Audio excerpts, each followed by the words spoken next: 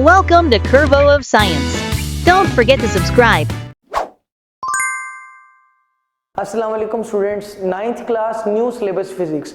इसमें आज हम सबसे कंफ्यूजिंग आर्टिकल पढ़ने लगे हैं जिसका नाम है अनसर्टेनिटी। अनसर्टेनिटी के कॉन्सेप्ट्स बच्चों को बहुत मुश्किल लगते हैं और समझ भी नहीं आते। आज का लेक्चर इस तरह से डिजाइन किया गया है कि अगर आप इस लेक्चर को एक दफा सुन लें तो मेरी गारंटी है कि आपको अनसर्टेनिटी समझ भी आ जाएगी और कभी भूलेगी भी नहीं। तो स्टार्ट करते हैं आज का लेक्चर।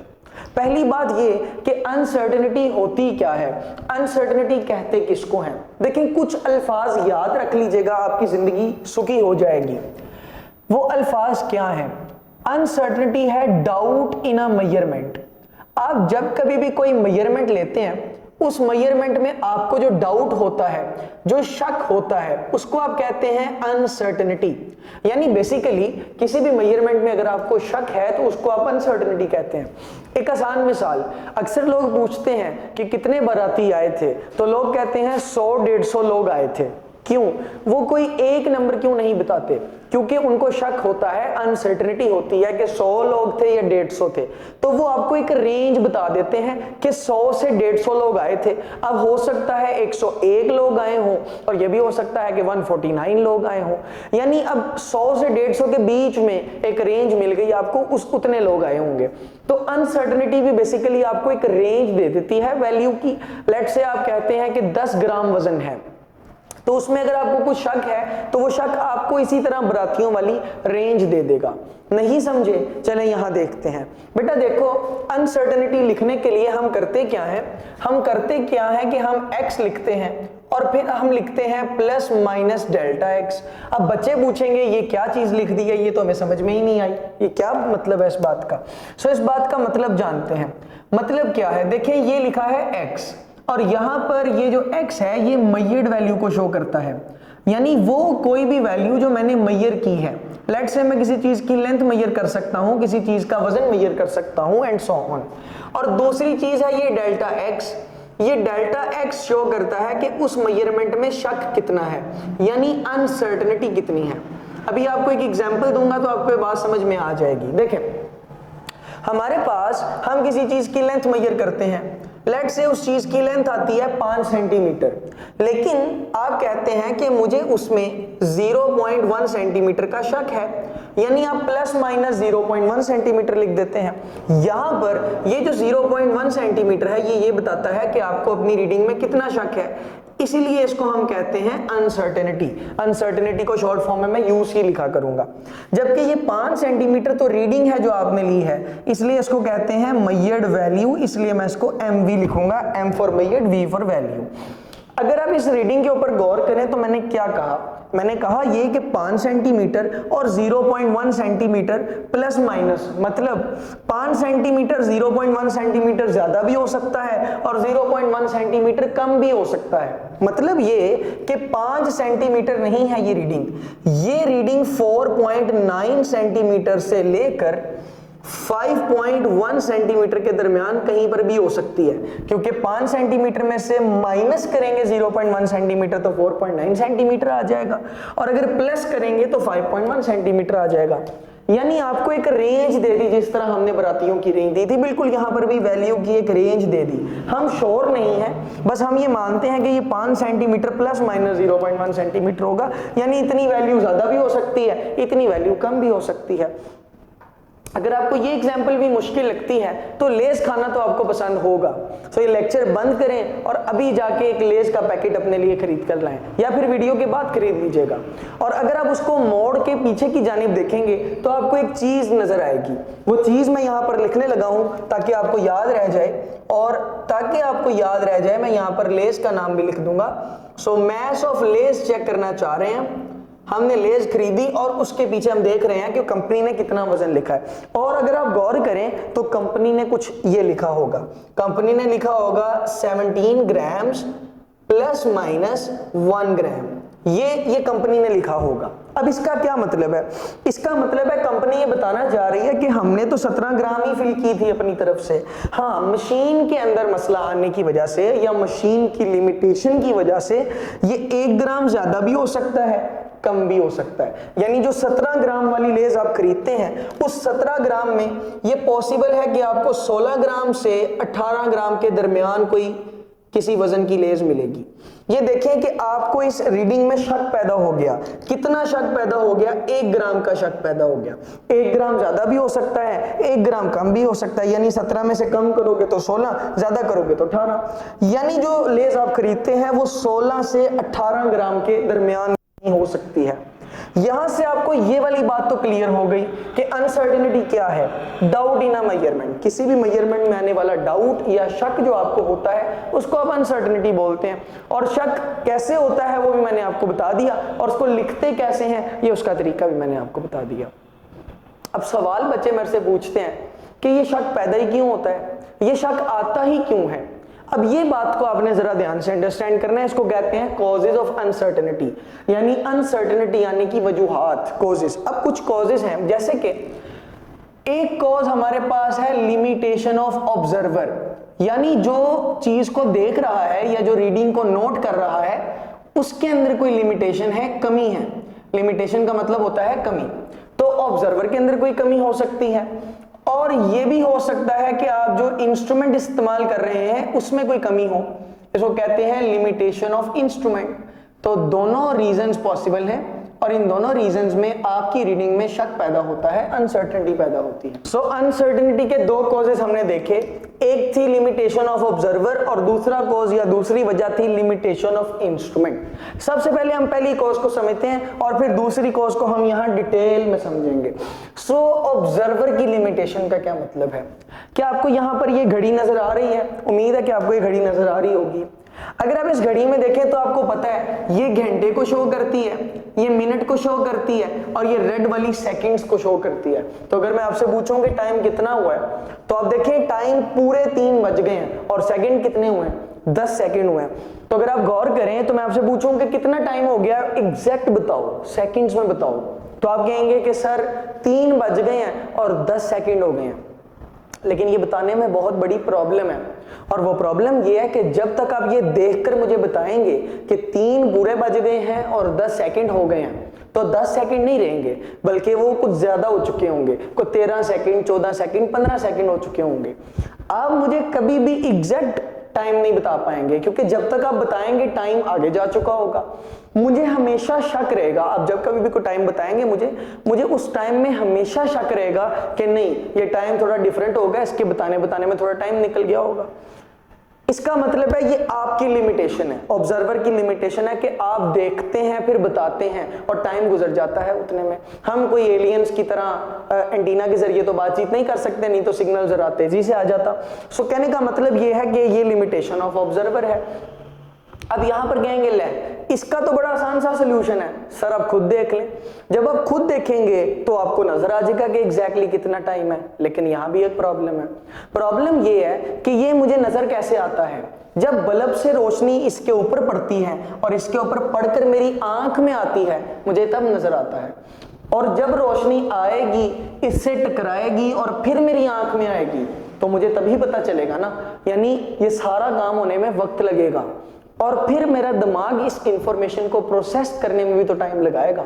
ये सारा टाइम काउंट करें तो फिर भी कुछ मिली सेकंड का फर्क रह जाएगा, यानी हमेशा शक रहेगा, हमेशा कमी रह जाएगी, क्योंकि ऑब्जर्वर के अंदर कमी है। अल्लाह ताला ने इंसान को परफेक्ट नहीं बनाया, उसकी सेंसेस में लिमिटेशंस हैं, कमी है, हम हर चीज को अच्छे से नहीं देख सकते। सो पहली अनसर्टेनिटी या शक आने की वजह ऑब्जर्वर की लिमिटेशन है, जो कि हमने यहां समझी। दूसरी वजह है लिमिटेशन ऑफ इंस्ट्रूमेंट, यानी इंस्ट्रूमेंट में कमी। अब ये इंस्ट्रूमेंट में कमी कैसे होती है? देखें जी, ये आपके पास मीटर रूल है, इसको स्केल कहते हैं नॉर्मली। अगर आप इसका इस्तेमाल करके रीडिंग लेते हैं, लेट्स से कि मैं इसमें कोई चीज रखता हूं, तो आपको पता है उसको हम 0 पे स्टार्ट करेंगे रखना, और 0 पर रखकर वो जहां पर भी आएगी हम वहां पे उसकी रीडिंग ले लेंगे। लेट्स से कि ये 4 और 5 के दरमियान आती है। यहां देखें ना, ये 4 और 5 के दरमियान में इस जगह पर आ गई। अब ये स्केल चूंकि छोटा है, तो मैं आपकी आसानी के लिए इसको इतने से एरिया को जूम करके आपके सामने बना लेता हूं। तो ये देखें कि मैंने इतने से एरिया को जूम करके आपके सामने बना दिया। सो ये 4 आ गया, ये 5 आ गया, और आपको पता है ये 4 और ये 5 में 1 सेंटीमीटर का फासला है, और हमने पढ़ा है 1 सेंटीमीटर में 10 मिलीमीटर होते हैं। मीटर रूल में पढ़ा हमने। तो इस 1 सेंटीमीटर में टोटल 10 मिलीमीटर हैं। अब ये 10 छोटी छोटी लाइनें हैं। अब हम देखते हैं कि रीडिंग क्या होगी। सो देखें कि ये बीच में कहीं पर आ रही थी, तो हम इसको यहां पर रखते हैं। ये देखें जी, ये हमारी चीज है जिसकी लेंथ हमने मेजर करनी है। अब अगर आप फिर से गौर करें तो ये चीज कुछ इस मकाम के ऊपर आ रही है। ये देखें, अभी अगर मैं आपके सामने इनकी रीडिंग्स लिखूं तो आपको पता है 4 के बाद ये होता है 4.1, ये 4 के बाद होता है 4.2, this is 4.3 and this is 4.4। तो आप मुझे बताएं कि मैं इसकी रीडिंग कितनी लूंगा, 4.3 या 4.4? तो कुछ बच्चे कहेंगे कि सर 4.3, कुछ कहेंगे 4.4 और कुछ बहुत सियाने बच्चे होंगे वो कहेंगे नहीं सर हमें आता है, हम लेंगे 4.32 सेंटीमीटर, क्योंकि ये 3 पर भी नहीं है, ये 4 पर भी नहीं है, तो ये 3 से थोड़ा आ गया तो 4.32 सेंटीमीटर होगा। लेकिन ये सियाने बच्चे असल में सियाने नहीं है, ये गलती कर बैठे। वो क्यों? क्योंकि बेटा हम पढ़ चुके हैं कि अगर हम मीटर रूल पढ़ें तो मीटर रूल का लीस्ट काउंट हमने पढ़ा है। मीटर रूल का लीस्ट काउंट कितना होता है? अगर आप मीटर रूल के लीस्ट काउंट को रिवाइज करें तो मैं आपको बताता हूं, मीटर रूल का लीस्ट काउंट होता है 0.1 सेंटीमीटर। इस बात का मतलब क्या है? इस बात का मतलब है कि ये पॉइंट के बाद एक डिजिट अलाउ करता है। देखें ना, इसके लीस्ट काउंट में पॉइंट के बाद एक ही डिजिट है, सो ये पॉइंट के बाद एक डिजिट अलाउ करता है। जबकि यहां मैंने पॉइंट के बाद कितने डिजिट लिख दिए? 2। ये गलत हो गया क्योंकि हमारा मीटर रूल पॉइंट के बाद 2 डिजिट अलाउ ही नहीं करता, उसमें इससे छोटी लाइन ही नहीं है, तो हम इसको लिख ही नहीं सकते। अब इस मसले का हल करें तो करें कैसे? 4.3 लिखें, 4.4 लिखें या क्या लिखें? देखो ये इंस्ट्रूमेंट का मसला है, यहां 4.3 और 4.4 में तो लाइन ही कोई नहीं है, यानी लिमिटेशन ऑफ इंस्ट्रूमेंट, इंस्ट्रूमेंट में लिमिटेशन आ गई। अच्छा अब जरा देखिएगा, मैंने आपकी आसानी के लिए ये इतना सा इलाका मजीद जूम कर दिया ताकि आपको देखने में आसानी हो। सो ये मजीद जूम हो चुका है इलाका। अब इस इलाके को देखें, ये हमारा 4.2 है, ये 4.3 है और ये 4.4 है। हमारी रीडिंग 4.3 और 4.4 के बीच में। गौर कीजिएगा, आप यहां पर देखें तो ये पॉइंट 4.2 और 4.3 का सेंटर है, इसी तरह ये वाला पॉइंट 4.3 और 4.4 का सेंटर है। गौर करने वाली बात यह है कि यहां से लेकर यहां तक आपकी रीडिंग कहीं पर भी आए, आपने उसको 4.3 ही मानना है। पहले 4.3 सिर्फ एक लाइन होती थी, लेकिन अब यहां से यहां तक 4.3 ही है, यानी आपकी रीडिंग चाहे यहां आए, चाहे यहां, इधर बीच में कहीं भी आए, आप उसको 4.2 या 4.25 नहीं लेंगे, आप उसको क्या मानेंगे? 4.3। बिल्कुल इसी तरह अगर आप यहां से यहां तक कोई रीडिंग आती है तो आप उसको 4.3 ही मानेंगे। तो गौर कीजिएगा, मजे की बात यह है कि जब हम छोटी क्लास में होते थे तो एक ही लाइन 4.3 होती थी, लेकिन अब 4.3 एक लाइन नहीं है बल्कि एक रेंज है, यानी यहां से लेकर यहां तक कोई भी वैल्यू आए आप उसको 4.3 ही लिखेंगे, क्योंकि हम मजबूर हैं, हमारे इंस्ट्रूमेंट में इनसे छोटी लाइन ही नहीं है, हम उसको नाप ही नहीं सकते, हम पॉइंट के बाद एक डिजिट नाप सकते हैं। तो इतनी जगह पर 4.3 लेने के लिए हम मजबूर हैं, ये लिमिटेशन है। अब अगर मैं किसी जगह पर 4.3 सेंटीमीटर लिखता हूं तो आपको इसमें शक रहेगा, आप कहेंगे भाई अगर ये 4.3 यहां पर भी होती, सर ने 4.3 लिखना था, यहां पर भी होती तो 4.3 लिखना था, हालांकि ये 4.3 नहीं है, इधर कम होगी 4.3 से, उधर ज्यादा होगी, लेकिन हम मजबूर हैं इंस्ट्रूमेंट की वजह से, तो हमें इसको 4.3 ही लिखना पड़ेगा, यानी आपको हमेशा शक रहेगा। अब ये शक कितना है? तो ये देखो, ये और इसको कंपेयर करो तो ये दोनों सेम साइज के हैं और आपको पता है ये 1 मिलीमीटर का डिस्टेंस है, यानी कि ये टोटल 0.1 सेंटीमीटर की अनसर्टेनिटी है, इसमें 0.1 सेंटीमीटर का शक है। ये एक दफा फिर समझ लीजिएगा, बच्चों को समझ नहीं आता, ध्यान से देखिएगा, ये वाली पूरी लाइन इतना शक है ना हमें, मतलब यहां से यहां तक 4.3 सेंटीमीटर हो सकता है, इतना शक है हमें। सो 4.3 सेंटीमीटर, इसको देखें, ये इसके बराबर है बिल्कुल, और यहां से यहां तक का फासला यानी 4.2 से लेकर 4.3 तक का फासला 1 मिलीमीटर होता है, और बच्चों 1 मिलीमीटर को हम 0.1 सेंटीमीटर भी कहते हैं, यानी हमें इस पूरी रीडिंग में 4.3 में, या अगर आगे होगी तो 4.4 और अगर इससे पीछे होगी तो 4.2, इस पूरी रीडिंग में शक कितना है? 0.1 सेंटीमीटर। तो जब मैं इस रीडिंग को लिखूंगा, मैं लिखूंगा 4.3 सेंटीमीटर प्लस माइनस 0.1 सेंटीमीटर। तो ये 0.1 सेंटीमीटर क्या है? अनसर्टेनिटी है, शक है हमारी रीडिंग के अंदर। सो इसको कहते हैं अनसर्टेनिटी और इसको एब्सोल्यूट अनसर्टेनिटी भी बहरहाल कहते हैं। सो गौर कीजिएगा कि इसका मतलब अब क्या है। इसका मतलब ये है कि हमारी रीडिंग 4.3 जो है वो 0.1 कम भी हो सकती है और ज्यादा भी हो सकती है, यानी कि हमारी रीडिंग 4.25 सेंटीमीटर से लेकर 4.35 सेंटीमीटर के दरमियान में कहीं पाई जाएगी। ये देखें, अब मैं कहीं पर भी 4.3 लिखूं, आप मानेंगे ही नहीं 4.3, बल्कि आप समझेंगे कि 4.3 लिखा है, इसका मतलब है कि इसके दरमियान कहीं रीडिंग होगी। ये शक है, अनसर्टेनिटी है, और इस शक या अनसर्टेनिटी को डाउट कहते हैं, और this is called uncertainty in a measurement. और ये किस वजह से आई है? ये आई है because of limitation of the instrument. अब कुछ मजीद छोटी सी डिटेल्स जो आपने याद रखनी है। देखें, ये रीडिंग मैंने मीटर रूल से ली थी, अभी मैं यहां पर इसको अगेन लिखता हूं। तो लेट्स से कि अगर मैं कोई रीडिंग मीटर रूल से लेता हूं, जैसे कि मैंने इस केस में ली, हमारी रीडिंग थी 4.3 प्लस माइनस 0.1 सेंटीमीटर। क्यों ये 0.1 सेंटीमीटर क्यों आया? क्योंकि मीटर रूल का लीस्ट काउंट कितना है? 0.1 सेंटीमीटर। अगर यही रीडिंग मैं वर्नियर कैलिपर से लेता तो क्या होता? अब गौर कीजिएगा, अगर यही रीडिंग हम वर्नियर कैलिपर से लेते तो हमारे पास आता 4.30। 2 डिजिट क्यों आए? क्योंकि वर्नियर कैलिपर पॉइंट के बाद 2 डिजिट अलाउ करता है। Plus minus 0.01 centimetre. ये शक तब होता जब वर्नियर कैलिपर से रीडिंग ली जाती। क्यों? क्योंकि वर्नियर कैलिपर का लीस्ट काउंट इतना होता है, मीटर रूल का लीस्ट काउंट इतना होता है। इसी तरह अगर हम स्क्रू गेज का इस्तेमाल करें तो स्क्रू गेज का इस्तेमाल करके जो रीडिंग आएगी वो कुछ ऐसी होगी, that will be 4.300 plus minus 0.001 centimetre. ये वो रीडिंग होगी। अब पॉइंट के बाद 3 डिजिट आए हैं, क्योंकि स्क्रू गेज पॉइंट के बाद कितने डिजिट अलाउ करता है? 3 डिजिट अलाउ करता है, और ये उसका लीस्ट काउंट है। अब यहां सीखने वाली बात क्या है? अगर आप इन सब को देखें जो कि आपकी अनसर्टेनिटी है, ये बेसिकली उन इंस्ट्रूमेंट्स का लीस्ट काउंट है। यानी मैं क्या कह सकता हूं? मैं ये कह सकता हूं कि इंस्ट्रूमेंट का लीस्ट काउंट ही बेसिकली अनसर्टेनिटी के इक्वल होता है। अब यहां से आप एक और नई बात सीख चुके, और वो क्या? वो ये कि अनसर्टेनिटी हमेशा किसके इक्वल होती है? लीस्ट काउंट के इक्वल होती है। ये बड़ी इंपॉर्टेंट बात है, याद रखिएगा। अनसर्टेनिटी हमेशा किसके इक्वल होती है? लीस्ट काउंट के इक्वल होती है। अब रिडक्शन ऑफ अनसर्टेनिटी की बात करते हैं, यानी अनसर्टेनिटी को सीखा डिटेल में हमने कि होती क्या है। 2 बातें सिर्फ।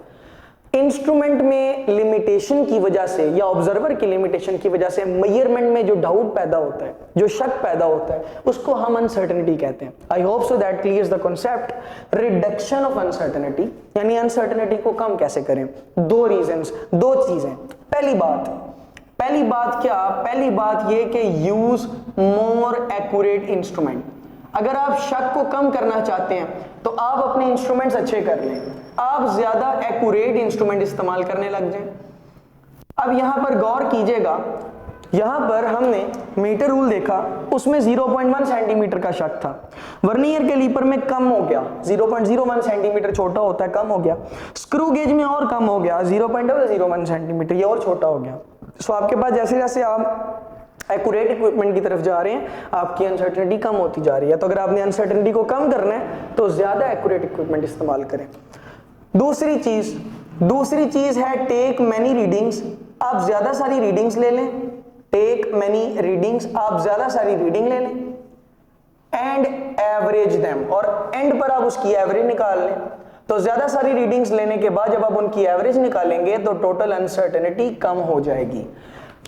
तो बच्चों, अगर आपने अनसर्टेनिटी को कम करना है यानी शक को कम करना है तो उसका एक तरीका क्या है कि ज्यादा एक्यूरेट इक्विपमेंट इस्तेमाल किया जाए, और दूसरा तरीका जो हम डिस्कस कर रहे थे वो था take many readings and average them. तो आप बहुत सारी रीडिंग लें और आप उनकी एवरेज निकाल लें। जैसे मैंने एक चीज की लेंथ मेजर की थी तो उसकी लेंथ मैंने 12 सेंटीमीटर, 12.2 और 12.4 सेंटीमीटर मल्टीपल रीडिंग्स ले ली। अब उसकी एवरेज लेंगे और एवरेज लेने का तरीका ये होता है कि सबको आप ऐड कर दें और जितनी वो वैल्यूज बनती हैं उससे आप डिवाइड कर दें। सबको मैंने ऐड किया और ये 3 वैल्यूज है तो 3 से डिवाइड कर दिया। जब आप ऐसा करेंगे तो आपके पास आंसर आ जाएगा 12.2 सेंटीमीटर और ये सबसे अच्छा आंसर होगा। यानी इसमें शक बाकी तीनों रीडिंग्स की निस्बत काफी कम होगा। यानी आपने जब रीडिंग्स ली और उसकी एवरेज ले ली तो अनसर्टेनिटी कम हो जाती है। यहां पर हमने बेसिक बातें अनसर्टेनिटी के हवाले से सीख ली। अनसर्टेनिटी होती क्या है, वो किस वजूहात की बुनियाद पर होती है और उसको कम कैसे किया जाता है। अब कुछ लास्ट बातें ये कि जो आपकी किताब में एक साइड बॉक्स लिखा है वो डिजिटल सिस्टम्स के हवाले से है। जैसे ये हमारा स्केल तो एनालॉग सिस्टम था, इसमें हमें पता चल गया कि अनसर्टेनिटी कैसे मालूम होती है। लेकिन अगर आपके पास कोई डिजिटल सिस्टम हो तो उसमें अनसर्टेनिटी कैसे मालूम करेंगे। अब डिजिटल सिस्टम में अनसर्टेनिटी आखिरी डिजिट से मालूम होती है। आखिरी डिजिट से मालूम कैसे होती है इसका मतलब समझ लीजिएगा। लेट्स से कि आप किसी शॉप पर जाते हैं और वहां पर आप उनके इलेक्ट्रिक बैलेंस के ऊपर कोई चीज रखते हैं, वजन रखते हैं। जब आप कोई वजन रखते हैं तो आपने गौर किया होगा, लेट्स से कि वो वजन 128.9 ग्राम है। तो जैसे ही आप ये वजन रखते हैं ये वजन फ्लक्चुएट होने लग जाता है, यानी 128.8 हो जाता है कभी। सो यहां पर अगर आप गौर करें तो ये फ्लक्चुएशन आ गई आखिरी डिजिट में। बाकी सब डिजिट तो सेम रहे लेकिन आखिरी वाला डिजिट कम ज्यादा होता रहता है, यानी कभी 12.9 हो जाता है और कभी 12.8 हो जाता है डिजिटल सिस्टम में। अब ये इस नंबर से आपको अनसर्टेनिटी पता चलेगी। यही वजह है कि उस साइड बॉक्स में लिखा है कि लास्ट वैल्यू की फ्लक्चुएशन से आपको पता चलता है कि अनसर्टेनिटी कितनी है, क्योंकि यहां पर आखिरी वैल्यू फ्लक्चुएट कर रही है। और इस केस में आप देखें पॉइंट से पहले 3 डिजिट है और फिर आपके पास एक वैल्यू आती है। इस केस में आपके पास 0.1 ग्राम की अनसर्टेनिटी होगी। ये अनसर्टेनिटी है, यानी आपकी रीडिंग 0.1 ग्राम ज्यादा भी हो सकती है और कम भी हो सकती है। और इसको लिखने का तरीका क्या है, इसको लिखने का तरीका है आप 128 ग्राम लिखें और इसमें लिख दें प्लस माइनस 0.1 ग्राम। यानी ये रीडिंग 0.1 ग्राम ज्यादा भी हो सकती है और कम भी हो सकती है, सेम जैसे लेस के पैकेट में थी। सो ये हमारे पास आर्टिकल था अनसर्टेनिटी। आई होप सो कि आपको ये समझ में आया होगा। बहुत शुक्रिया, अल्लाह हाफिज। Thanks for watching. Subscribe to our channel. And don't forget to like and share.